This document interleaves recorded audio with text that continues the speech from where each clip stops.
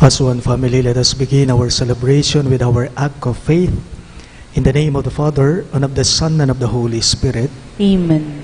The grace of our Lord Jesus Christ, and the love of God, and the communion of the Holy Spirit be with you all.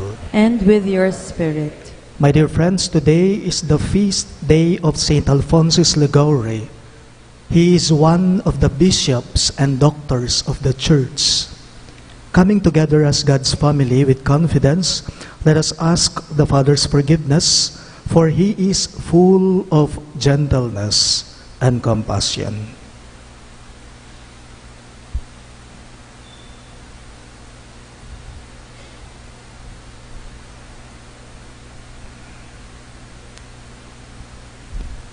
I confess to Almighty God and to you, my brothers and sisters, that I have greatly sinned in my thoughts and in my words, in what I have done and in what I have failed to do, through my most grievous fault. Therefore I ask the Blessed Mary, ever Virgin, all the angels and saints, and you, my brothers and sisters, to pray for me to the Lord our God. May Almighty God have mercy on us, forgive us our sins, and bring us to everlasting life. Amen.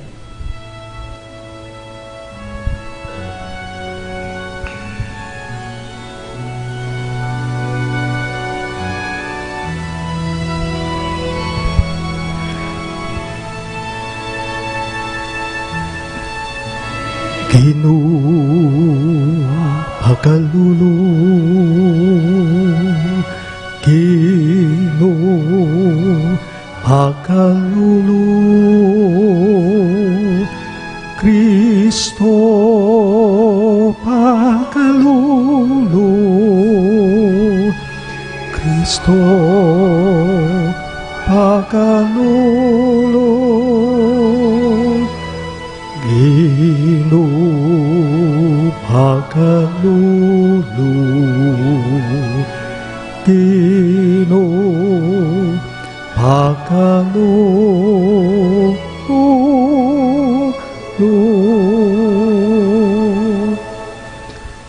Let us pray. O God, who constantly raise up in your church new examples of virtue, grant that we may follow so closely in the footsteps of the Bishop Saint Alphonsus in his zeal for souls, as to attain the same rewards that are his in heaven. Through our Lord Jesus Christ, your Son, who lives and reigns with you in the unity of the Holy Spirit, one God forever and ever. Amen.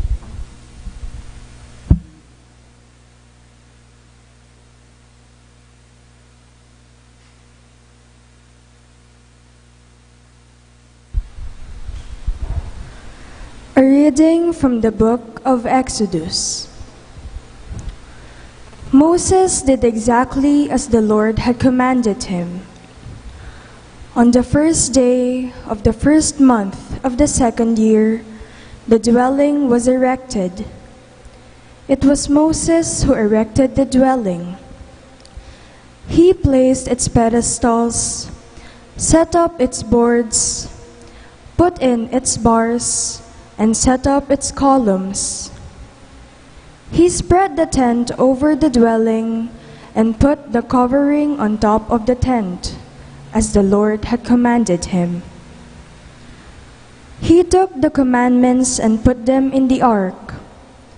He placed poles alongside the ark and set the propitiatory upon it.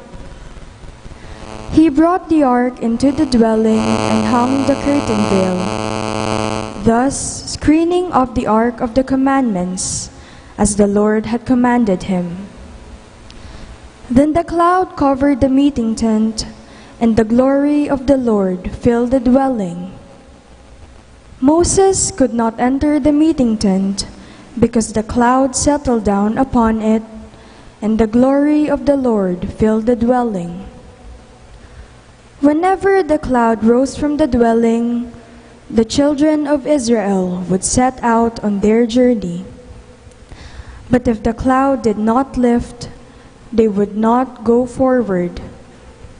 Only when it lifted did they go forward. In the daytime, the cloud of the Lord was seen over the dwelling, whereas at night, fire was seen in the cloud by the whole house of Israel, in all the stages of their journey. The word of the Lord. Thanks be to God.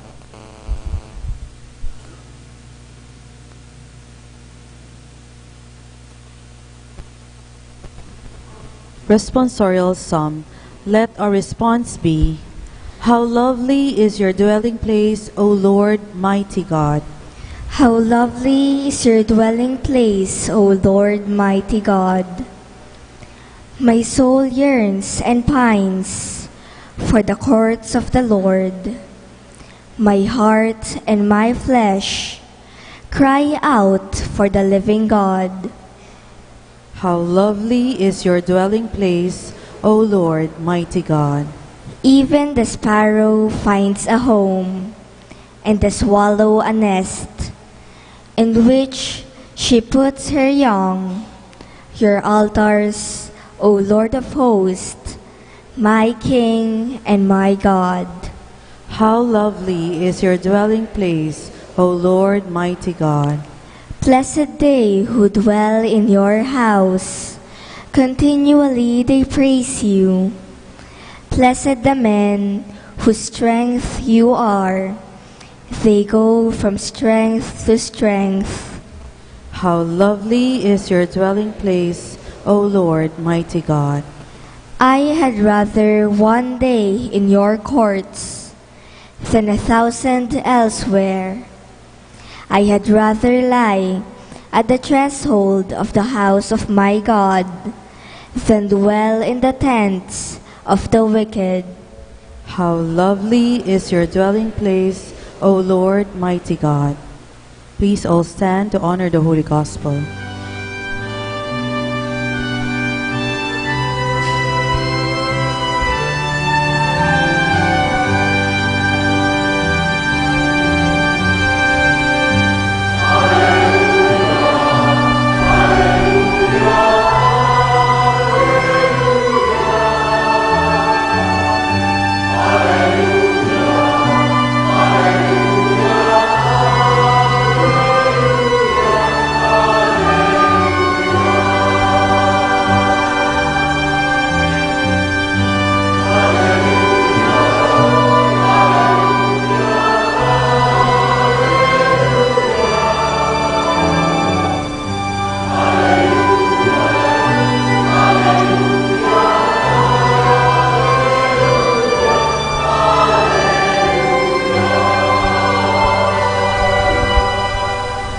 Altogether, open our hearts, O Lord, to listen to the words of your Son.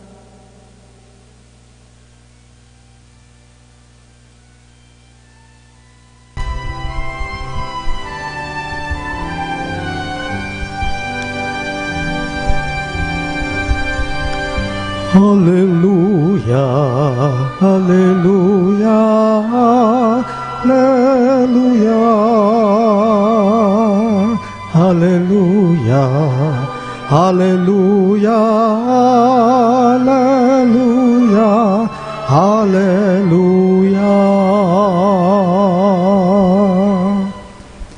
The Lord be with you. And with your spirit. A reading from the Holy Gospel according to Saint Matthew. Glory to you, O Lord. Jesus said to his disciples, "The kingdom of heaven is like a net thrown into the sea, which collects fish of every kind. When it is full, they haul it ashore and sit down to put what is good into buckets. What is bad, they throw away. Thus, it will be at the end of the age. The angels will go out and separate the wicked from the righteous and throw them into the fiery furnace, where there will be wailing and grinding of teeth." "Do you understand all these things?" They answered, "Yes." And he replied, Then every scribe who has been instructed in the kingdom of heaven is like the head of a household who brings from his storeroom both the new and the old. When Jesus finished these parables, he went away from there. Sisters and brothers in Christ, the good news of our salvation. Praise to you, Lord Jesus Christ.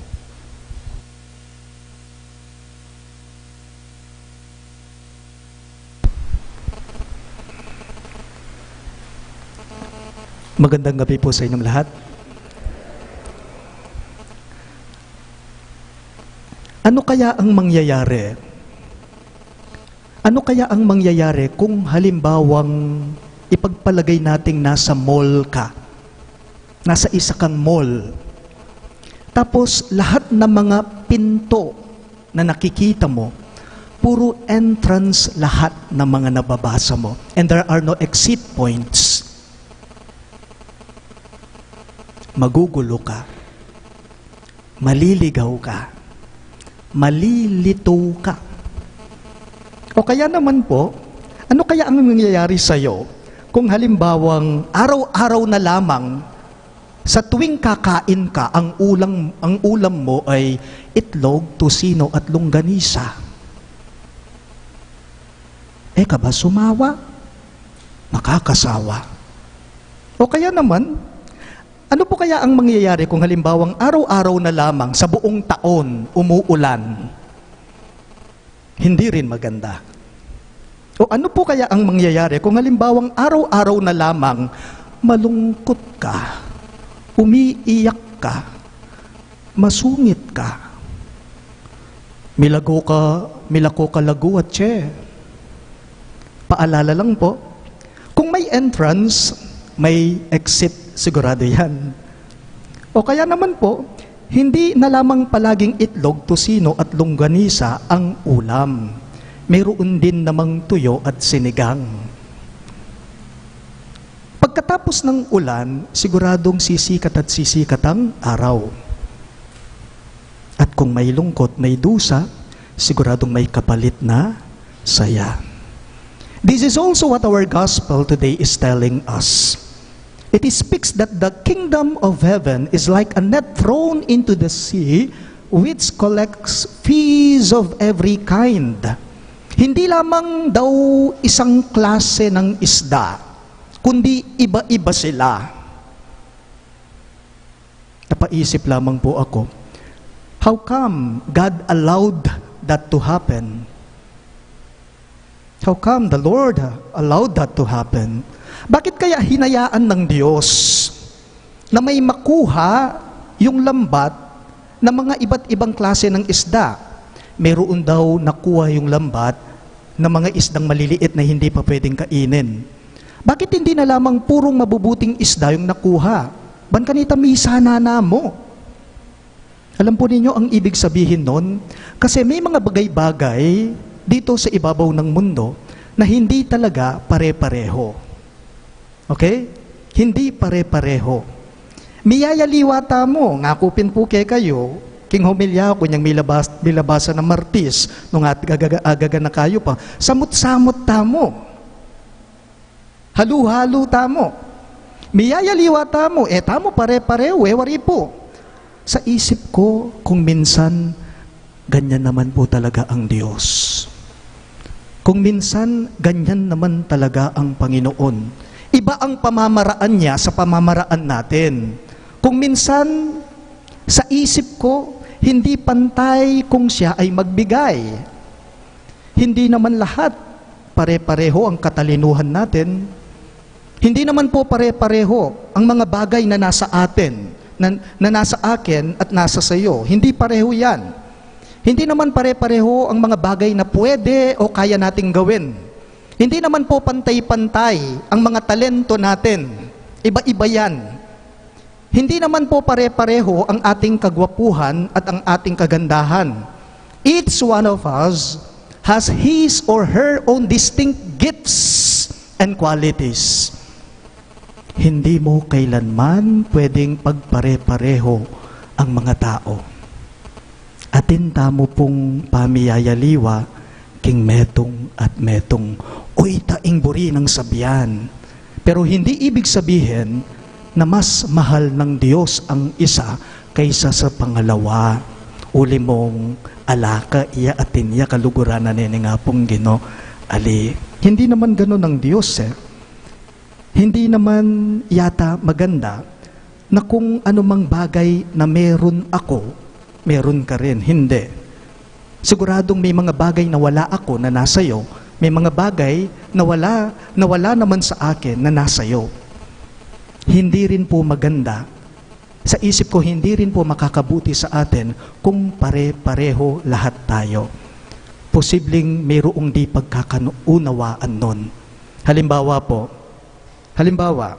yun bang mayaman ka? Dapat mayaman din ako. Hindi po pwede. O kaya naman, ingitsura na nga mong Norman. King kasanting ko ngayon Pagbigyan nyo na ako. King lupa na nga mong Norman, akit may karing 5 katao ken. Naman ata pwede ito. Hindi po pwede ang pare-pareho tayo. Hindi po yata magsilbi na may lupa-lupa tamo. Walang ipinagkaiba ito sa mga characters sa mga palabas. Halimbawa, kung may bida, hindi lamang puro bida yan. Siguradong may kontrabida para gumanda yung palabas. Kung may mayaman, siguradong may mahirap. Kung may mabait, siguradong mayroong mapanlait.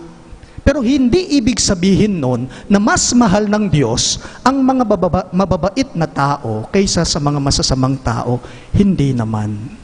Ipinapakita lamang po nito na marunong talaga ang Diyos. Iba ang pamamaraan natin sa pamamaraan niya. Makapangyarihan siya at wala siyang katulad sa ipinagkakaloob niyang grasya sa bawat isa sa atin. Bakit may mga masasamang tao? Bakit hindi na lamang lahat mabubuting tao? Kasi binibigyan ng Diyos ng pagkakataon ng iba na makapagbago sila. Bakit hindi na lamang mabubuting isda yung nahuli sa lambat? Kasi hinahayaan ng Diyos na yung hindi pa pwedeng makain ay lumaki pa. Bakit hindi na lamang lahat matatalino? Bakit hindi na lamang lahat dito sa mundo mayayaman, wala nang mahirap na tao? Kasi binibigyan ng Diyos ng pagkakataon, naniniwala ako, na ang mga may kaya, na ang mga nasa mataas na antas sa buhay, naniniwala ako, bakit may mayaman, bakit may mayaman, hindi na lang ba pwede mayaman na lahat? Bakit may mahirap pa? Kasi binibigyan ng pagkakataon ng Diyos. Naniniwala ako na ang mga mayayaman ay magkaroon sila ng pagkakataong makatulong sila o maibahagi nila ang anumang meron sila sa mga lubos na nangangailangan. Paalala lamang po, sa pamagitan po ng pagkakaiba-iba natin, ito'y pagkakataon lang na bukas tayo sa lahat-lahat, sa bawat isa. We are open to all and we must be opened to all. And we are not exclusive club of good people. We are not exclusive club for good people. Please rise. My dear friends, let us respond with faith to God's invitation to enter His kingdom. In every petition, you shall respond, Lord, hear our prayer. All of us, please. Lord, hear our prayer. That the Church may never stop proclaiming the gospel to all people, places, languages, and cultures, let us pray to the Lord. Lord, hear our prayer. That peoples may not remain closed within particular traditions, but enrich one another in Christ, let us pray to the Lord. Lord, hear our prayer. That those who possess nothing in this world may inherit the richness of Christ's kingdom, let us pray to the Lord. Lord, hear our prayer. that those who are discouraged by the pains of their trials and sickness may not close their hearts, but learn to grow through their sufferings. Let us pray to the Lord. Lord, hear our prayer.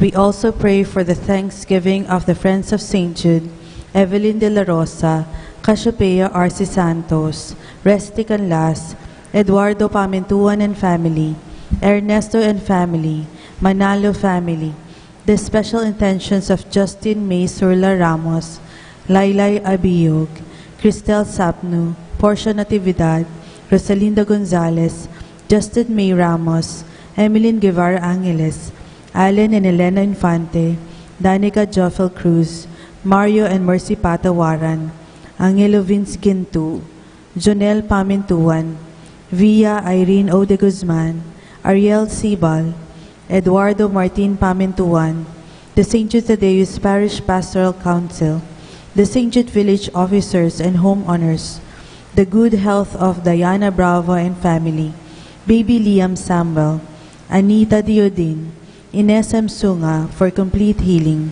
Benjamin Lagason, Manuel A. Tongyo, Mark Edwin Santos, Joshua Kiel Castro, Lourdes Magat, Yolanda Cabanglan, the safe travel of Neri and Anselmo Ocampo, the eternal repose of the souls of Shalito, Norma, Maria Virginia, Mark Louis, Juanita, Gregoria, Carlos, Corazon, Francisca, Angelita, Rolando, Richard, RC, Irene, Brigido, Rita, Juanita, Soledad, Cordelia, Carlo, Sixta, Edgardo, Helen, Edgar, Elisa, and all poor souls in purgatory.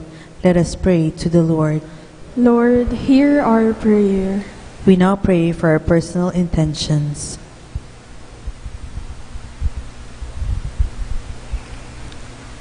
Heavenly Father, make us share in your love open to all people, and welcome all with our brother Jesus Christ, now and forever. Amen.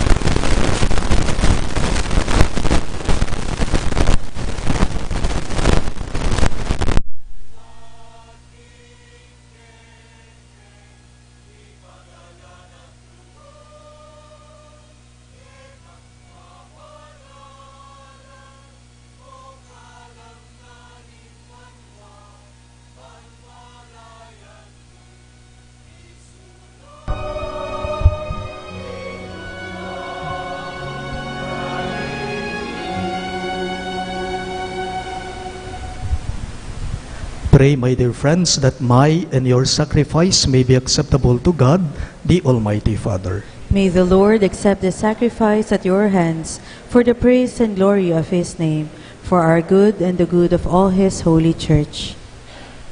Be pleased, O Lord, to enkindle our hearts with the celestial fire of your Spirit, just as you granted that Saint Alphonsus should celebrate these mysteries and by them offer himself to you as a holy sacrifice. We ask this through Christ our Lord. Amen. The Lord be with you. And with your spirit, Lift up your hearts. we lift them up to the Lord. Let us give thanks to the Lord our God. It is right and just. It is truly right and just, our duty and our salvation, always and everywhere to give you thanks, Lord, Holy Father, Almighty and Eternal God, through Christ our Lord. For as on the festival of Saint Alphonsus, you bid your church rejoice, so too you strengthen her by the example of his holy life. Teach her by his words of preaching, and keep her safe in answer to his prayers. And so, with the company of angels and saints, we sing the hymn of your praise, as without end we acclaim.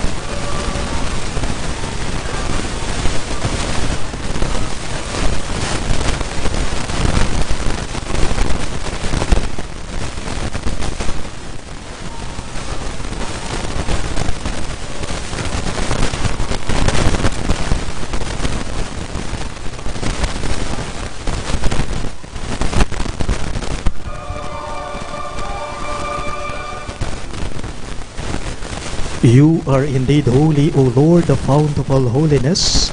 Make holy, therefore, these gifts, we pray, by sending down your Spirit upon them like the dewfall, so that they may become for us the body and blood of our Lord Jesus Christ.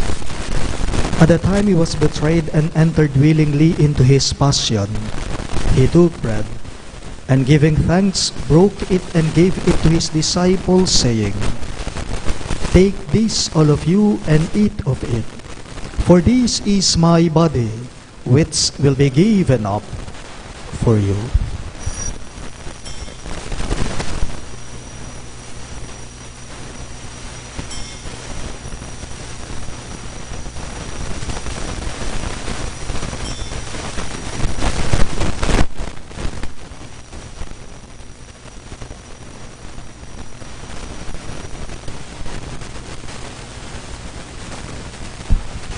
In a similar way, when supper was ended, he took the chalice, and once more giving thanks, he gave it to his disciples, saying, "Take this, all of you, and drink from it. For this is the chalice of my blood, the blood of the new and eternal covenant, which will be poured out for you and for many for the forgiveness of sins. Do this in memory of me."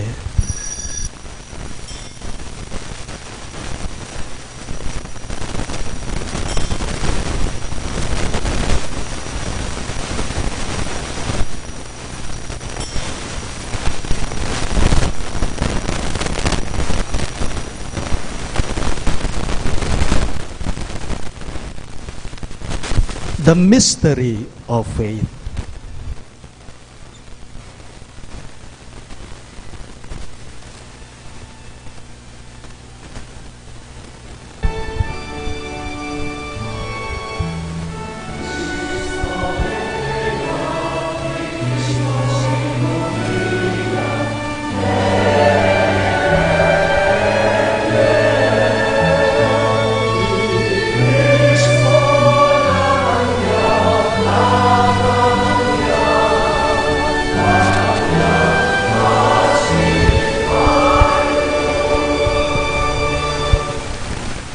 Therefore, as we celebrate the memorial of his death and resurrection, we offer you, Lord, the bread of life and the chalice of salvation, giving thanks that you have held us worthy to be in your presence and minister to you.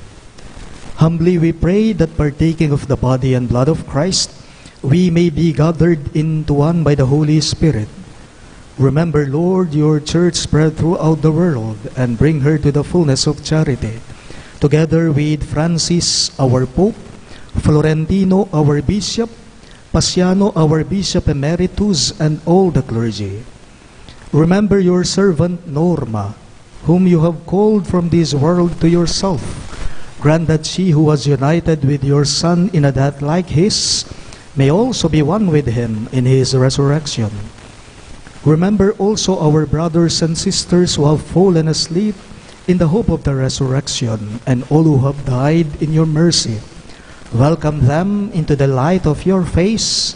Have mercy on us all, we pray, that with the Blessed Virgin Mary, Mother of God, Saint Joseph, her most chaste spouse, with the blessed apostles, Saint Jude, Thaddeus, our patron saint, Saint Alphonsus, and all the saints who have pleased you throughout the ages, we may merit to be co-heirs to eternal life, and may praise and glorify you through your Son, Jesus Christ.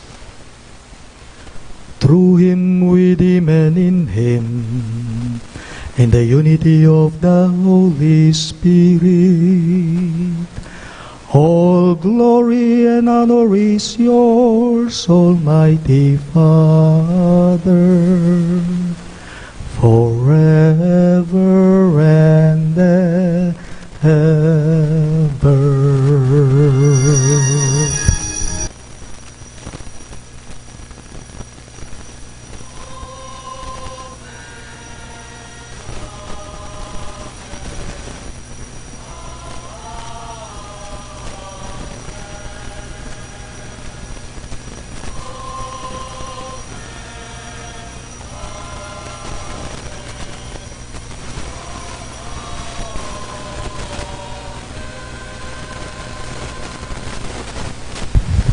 Let us now pray for the coming of the kingdom as Jesus taught us.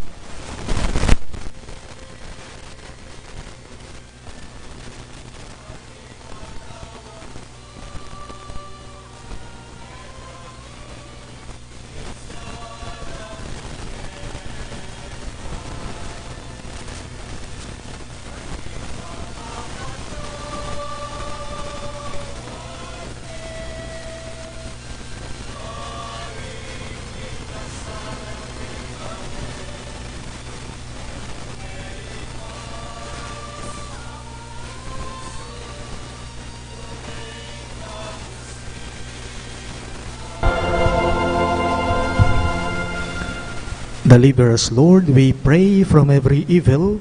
Graciously grant peace in our days, that by the hope of your mercy, we may be always free from sin and safe from all distress, as we await the blessed hope and the coming of our Savior, Jesus Christ.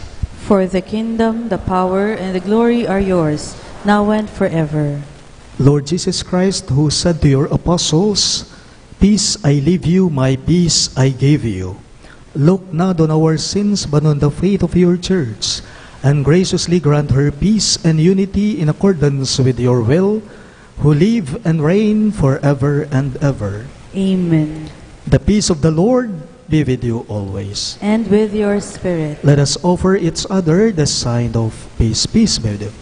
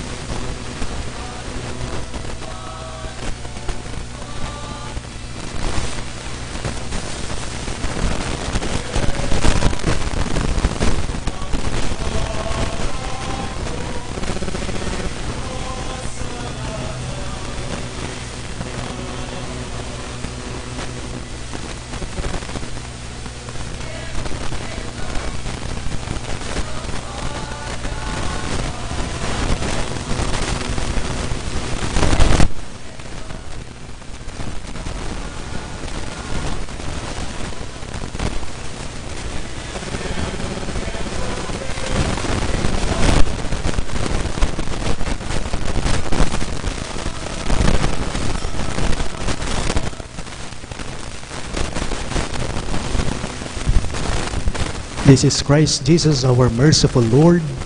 He is the Lamb of God who takes away the sins of the world. Happy are those who are called to his supper. Lord, I am not worthy that you should enter under my roof, but only say the word, and my soul shall be healed.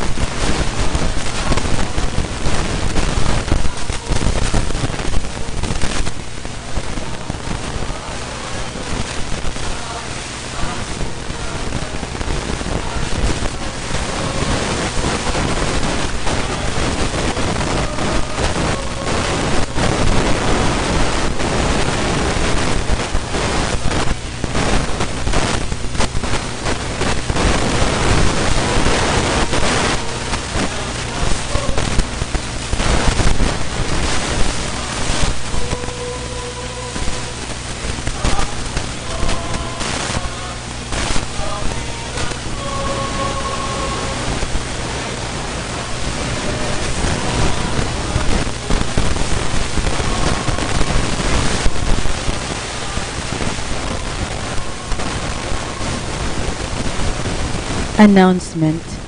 As the Catholic Church celebrates the Year of the Youth, the Archdiocesan Commission on Youth Ministry, ACYM, relaunches the KKK or the Cruzada ng Cruz ng Kayanakan. In this regard, the Jubilee Millennium Cross will visit our parish on August 4, 2019, Sunday, 2 p.m., with the arrival rite at the St. Jude Village Welcome Arch. The Jubilee Millennium Cross is made from a century-old church wood and has relics from the true cross of Jesus Christ. The cross will be with us from August 4, Sunday, until August 7, Wednesday. As we look forward to this once-in-a-lifetime spiritual experience, may we invite you, our parish community, to celebrate with us in welcoming the Jubilee Millennium Cross on August 4, 2 p.m. at the St. Jude Village Welcome Arch from the Vicariate of St. Augustine of Hippo, with a street dance, parade, procession, and welcome mass. Join us and be part of the activities prepared throughout the stay of the cross as follows. August 5, Monday, 4 p.m., Rosary and Vigil. 5:30 p.m., Youth Formation Talk. 7:30 p.m., Way of the Cross. August 6, Tuesday, 4 p.m., Rosary and Vigil. 6:30 p.m., Holy Mass. 7:30 p.m., Grand Taizé. August 7, Wednesday, 9 a.m. onward, Rosary Vigil, Veneration of the Cross, culminating with the Holy Mass.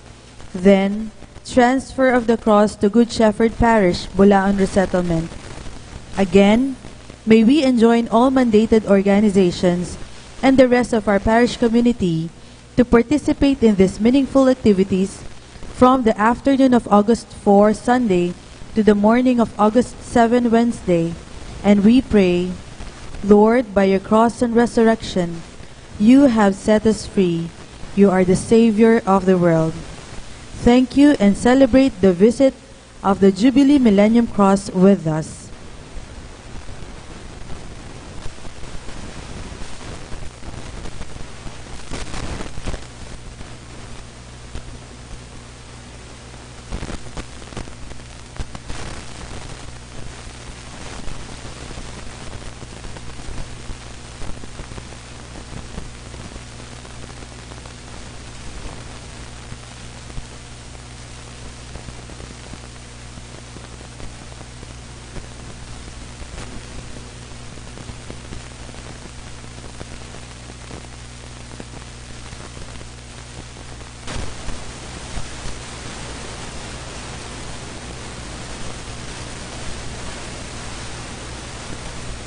Let us pray.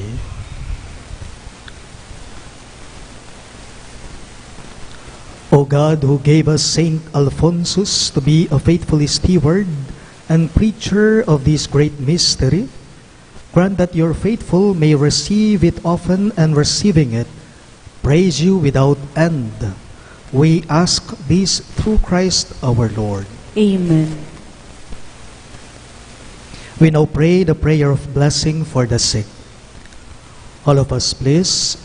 God, our Almighty and loving Father, we beseech you to grant everlasting health to all of us who believe and trust in your mercy.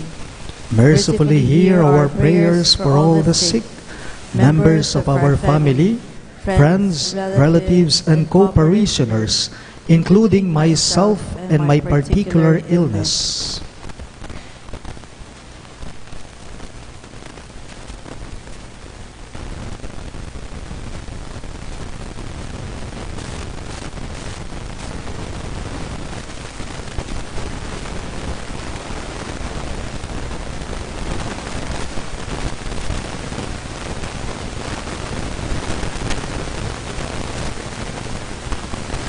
And we implore you to restore our bodily and spiritual health, so we may give thanks to you in your church. Through the merits and prayers of Saint Jude Thaddeus, may those who suffer physical, spiritual, and mental illness recover with your grace. May your holy apostle be at their side to assist them in being close to you in their sufferings and pain. Amen. Saint Jude Thaddeus, Pray for us. our Father in heaven, holy be your name, your kingdom come. Your will be done on earth as it is in heaven. Give us this day our daily bread, and forgive us our trespasses, as we forgive those who trespass against us.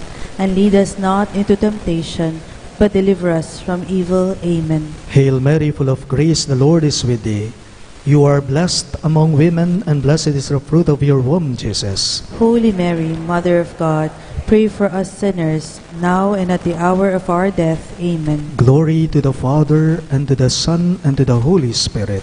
As it was in the beginning, is now, and ever shall be, world without end. Amen. The Lord be with you. And with your spirit. Bow your heads and pray for God's blessing. May Almighty God always keep every adversity far from you, and in His kindness pour out upon you the gifts of His blessing. Amen.